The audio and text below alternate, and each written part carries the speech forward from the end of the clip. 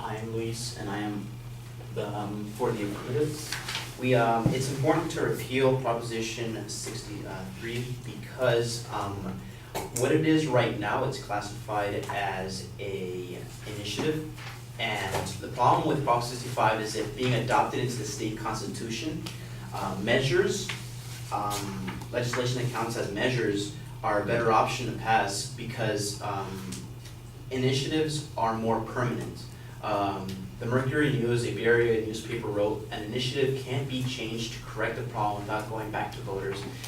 It should be a last resort when lawmakers refuse to deal with the important issues."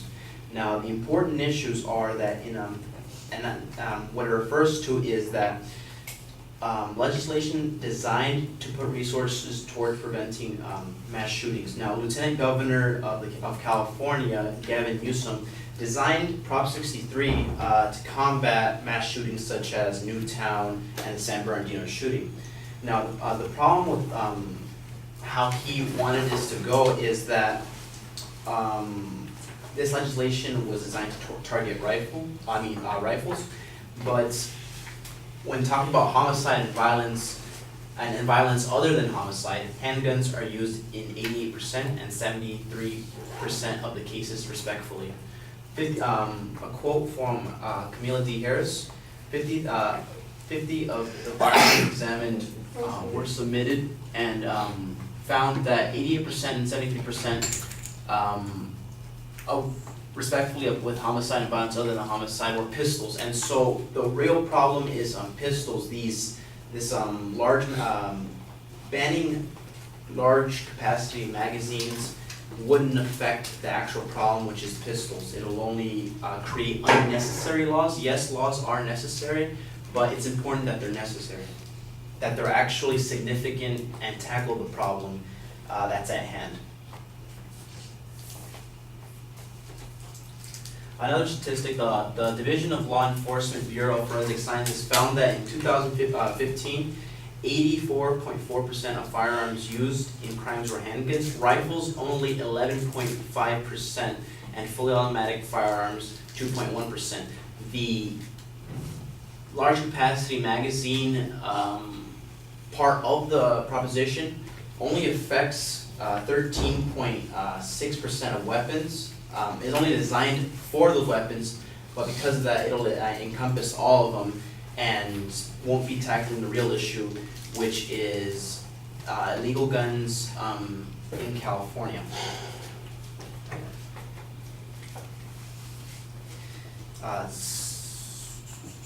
Now the ban on ammunition isn't really effective since, similar to guns, ammo and high capacity magazines can be trafficked from states with weak gun laws into states with strong gun laws. For example, in New York, they have found that out of the 52,915 guns that the police in New York recovered from 2010 to 2015, 46,000 could be traced to where they were bought. Out of those 46,000, 3/4 of the guns were purchased outside of the states. Now, when you create strict gun laws, you create a demand for guns and magazines as well as ammunition. Now, when that happens, you create a black market in which people will make it their job to traffic in ammunition and high-capacity magazines from states that have lower gun laws. And so, by putting restrictions and legislation towards ammunition, it doesn't really affect criminals who will get it through black markets. Oh, sorry. It's all right. My partner brought up the point that the court systems are backed up. This bill calls for removing guns from felons, increasing the workload of process that's already backed up and very costly. In January 2001, in a 2016 letter to the legislature in California, Attorney General Camila Harris seek to increase the armed and prohibited persons system funding, which already received $24 million in funding, but had used that up to recruit new agents. What she worked with was a backlog of 17,479 people who needed their guns removed. And this was before the legislature, Prop 63 was passed. And so we have 17,479 people who, under current laws, need to have their guns removed. And so if you want to put these new restrictions that force people to give up their magazines, you're adding an extra workload on top of that 17,000 people that already need to go through the court system. Now, what the proposition would create is a database of people who buy ammunition, and this creation of this database would cost millions of dollars.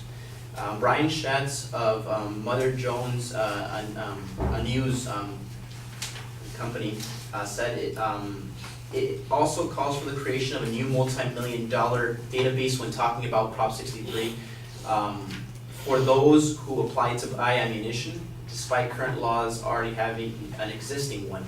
And so with Prop 63, it calls for creation of a new database, even though we already have a database of people that would fall into the category. And that's it for me. Thank you.